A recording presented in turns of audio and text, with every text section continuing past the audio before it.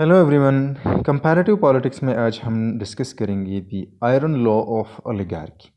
इस तरह है कि ये कहा जाता है कि कुछ कुछ पॉलिटिकल पार्टीज़ में जो डोमिनेंसी है वो एक ख़ास पॉलिटिकल एलीट का हो, मतलब एक पॉलिटिकल एलीट जो है ये डोमिनेंट होती है एक पॉलिटिकल पार्टी पर। और इसी बुनियाद पर द लॉ ऑफ आयरन, मतलब आयरन लॉ ऑफ ओलिगार्की जो है ये कंसेप्ट या जो हम कह सकते हैं कि लॉ जो है ये सामने आ जाती है। Can political parties be the man makers of democratic representation if they do not give govern themselves democratically. मतलब ये है कि अक्सर इंटरनल पॉलिटिकल पार्टीज जो है इंटरनली डेमोक्रेटिक नहीं होती। तो क्या ये लाजमी है कि हम कह सकते हैं कि मतलब एक डेमोक्रेटिक रिप्रेजेंटेशन रियलाइज़ हो सकता है जब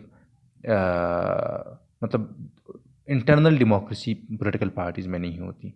this has been a main concern among students of modern political parties.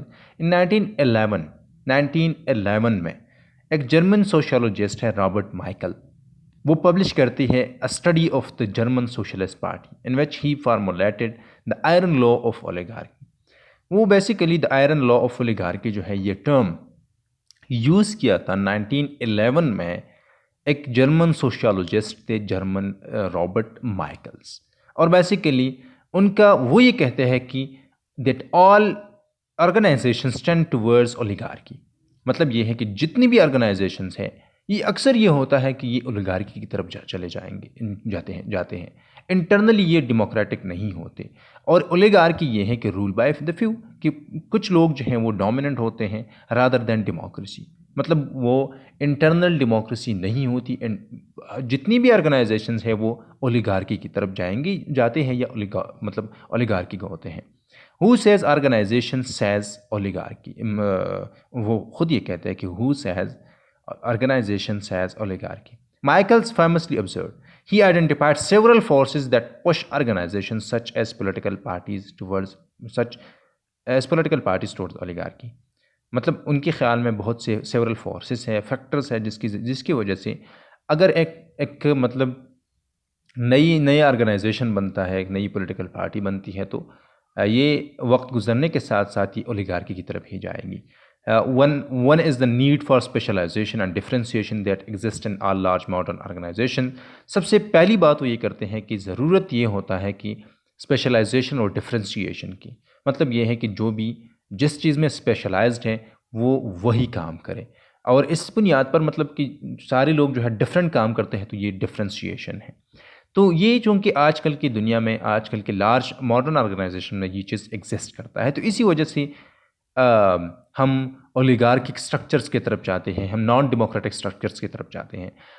A second cause of oligarchies lies in the fact that most ordinary members do not have the time or resources to hold their leaders accountable and that they often crave strong leadership। अक्सर ये होता है कि political parties में followers इतने मतलब उनके साथ इतना टाइम नहीं होता कि वो अपनी लीडर्स को अकाउंटेबल करे।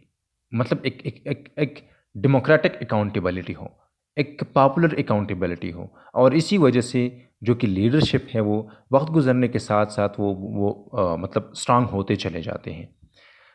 तीसरी बात वो ये करते हैं कि is that parties foster leaders who live off politics rather than for politics. मतलब ये है कि अक्सर ये होता है कि पार्टीज़ जो हैं वो इस तरह लीडर्स को पोस्टर करती हैं जो कि मतलब जो कि प्रैक्टिकली काम करते हैं ऑफ पॉलिटिक्स, और इस तरह नहीं होती कि वो पॉलिटिक्स के लिए काम करते हैं। They exploit their leadership position to advance their own ambitions. मतलब ये है कि इस तरह की लीडर्स को वो इस्तेमाल करते हैं कि अपनी इंटरेस्ट को जो है वो पूरी करे, अपनी एम्बिशंस को पूरी करे वेल्थ के लिए, पावर के लिए, often to detriment of their followers। In contemporary terms, we would refer to such a self-interested pursuit of power as rent seeking। मतलब ये है कि आजकल की दुनिया में हम इसको रेंट सीकिंग कह सकते हैं, जो कि पॉलिटिकल पार्टीज़ में लीडर्स आती है अपनी पर्सनल एम्बिशंस को पूरी करने के लिए, इकोनॉमिक और मतलब पावर के लिए आते हैं, इकोनॉमिक अपने इंटरेस्ट के लिए पॉलिटिकल पार्टीज़ को ज्वाइन करते हैं। तो इसको बेसिकली आजकल की दुनिया में रेंट सीकिंग कहा जाता है। Michael study was particularly troubling because he found these tendencies even in a party, the German socialist party, with which He sympathized and that was considered particularly strongly committed to democratic ideals. मतलब even वो जो study करते थे German socialist party को, तो वहाँ पर भी ये टेंडेंसीज थी कि लोग अक्सर पार्टी को इस वजह से ज्वाइन करते थे कि पर्सनल एम्बिशंस पूरी करें, या ये होता था कि फॉलोअर्स को इतना टाइम नहीं मिलता था कि वो अपनी पॉपुलर अकाउंटेबिलिटी जो इंश्योर करें, या ये होता था कि वहाँ पर जो कि तीसरा काज है वो डिफ्रेंशिएशन और स्पेशलाइजेशन है।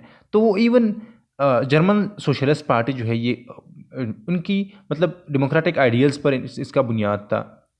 इसके बावजूद और वो मेंबर भी थे इसके, तो उन्होंने ओलिगार्किक स्ट्रक्चर्स जो है ये अपनी ही पार्टी में देखे। और आजकल की दुनिया में अगर हम देखें तो दुनिया में पॉलिटिकल पार्टीज़ जो है इस तरह है कि ये ज़्यादातर ये एक मतलब आयरन लॉ